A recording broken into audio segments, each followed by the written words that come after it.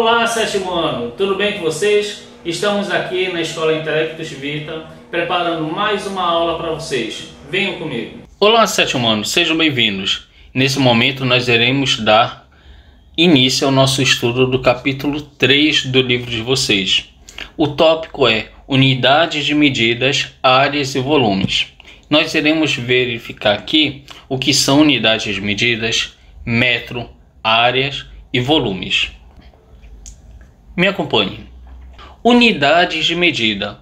Para que uma unidade seja completamente entendida, deve ser indicada por um número e ser acompanhada de uma unidade de medida. Toda medida tem como base dizer quantas vezes uma unidade padrão cabe na grandeza medida. Isso porque medir é comparar. É uma comparação que fazemos ao usar uma régua ou uma trena para indicar quantos centímetros cabe no comprimento que está sendo medido. Em aulas anteriores, vimos que os números surgiram da necessidade de se contar, de se medir, de se aferir valor. As primeiras medidas tiveram como base parte do corpo, como o palmo, o pé, a polegada. Um exemplo disso é que até hoje essa noção permanece. Por exemplo, quando os meninos vão jogar futebol na rua, para eles distanciarem a trave, o gol, eles utilizam a medida dos pés. Agora, tratando sobre a unidade de medida, o comprimento em especial, temos que, por uma determinação do Sistema Internacional, a unidade padrão de comprimento é o metro. O metro tem vários múltiplos e submúltiplos, unidades maiores e menores que ele, que facilitam a medição daquilo para o qual o metro não é adequado.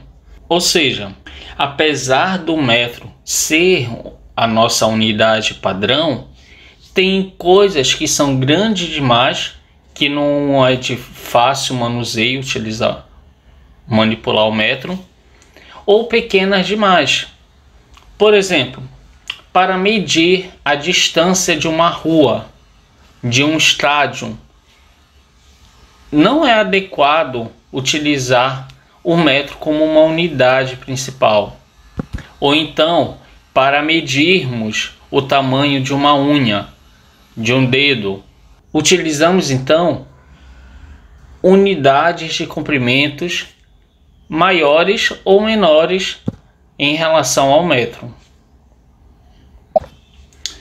O sistema de medidas se chama decimal porque a transformação de uma unidade para outra é feita multiplicando-se ou dividindo-se por uma potência de base 10.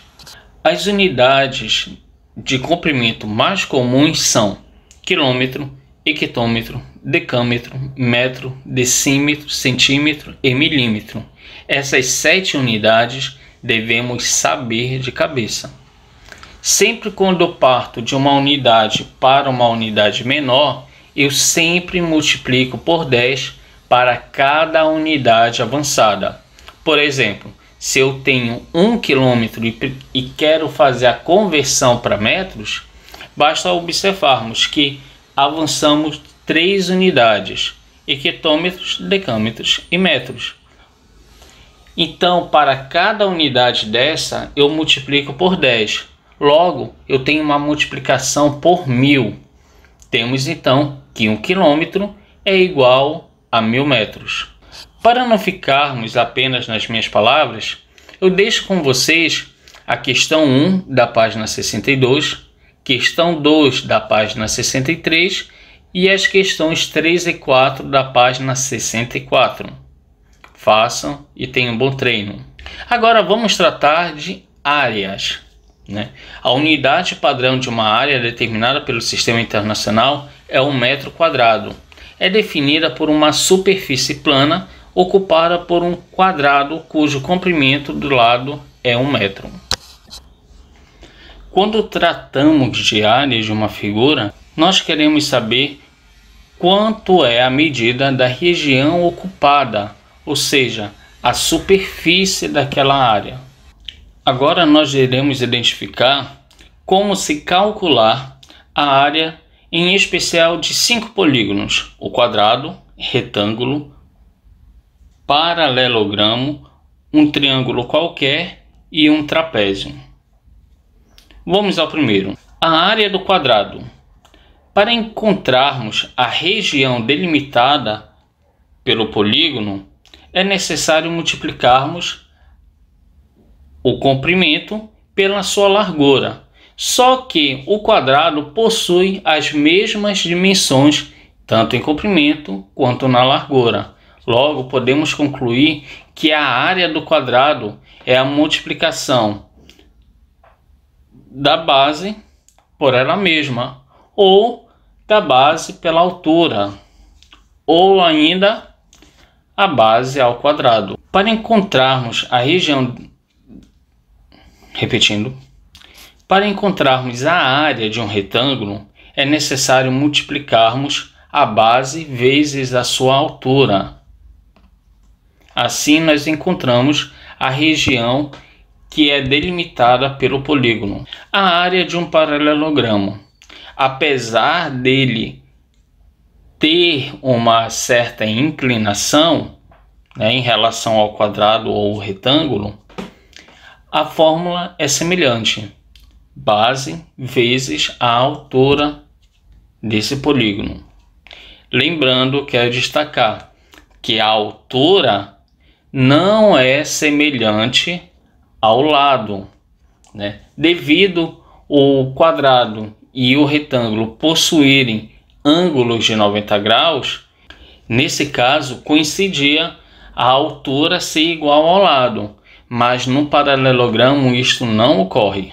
Em relação ao triângulo, temos então que a área do triângulo é a base vezes a altura dividido por 2. A área de um trapézio. Temos então que o trapézio possui duas bases, uma maior e a outra menor, e temos dois lados não paralelos. Temos então que a área é formada pela soma da base maior com a base menor, vezes a altura, isso tudo dividido por 2. Quando nós falamos em unidade de medida em relação à área, devido a haver a multiplicação da base vezes a altura, temos então que a área se torna ao quadrado. Por exemplo, eu tenho um quadrado de 1 metro de base e 1 metro de altura. 1 vezes 1, 1. Este m da base e este m da altura também se multiplicam. Então eu tenho m vezes m, m ao quadrado. É por isso que eu tenho então que a unidade de medida em área é elevada ao quadrado. E toda vez que eu passo de uma unidade para uma unidade menor, ao invés de multiplicar por 10, eu estarei então multiplicando por 100. E o inverso também ocorre. Quando eu saio da menor para uma unidade maior, eu sempre dividirei por 100. Deixo agora para vocês as questões 1 e 2 da página 70 e a questão 3 da página 71.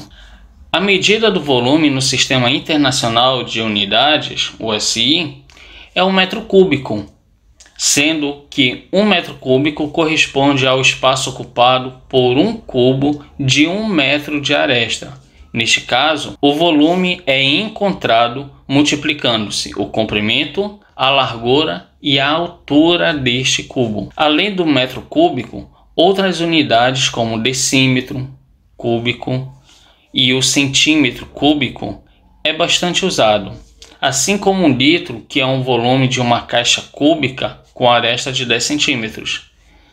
Lembrando que 10 centímetros é a mesma representação de um decímetro.